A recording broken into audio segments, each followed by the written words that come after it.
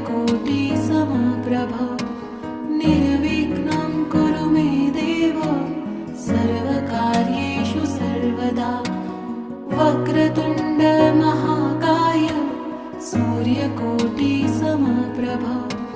निर्विघ्नं कुरु मे देव सर्वकार्येषु सर्वदा।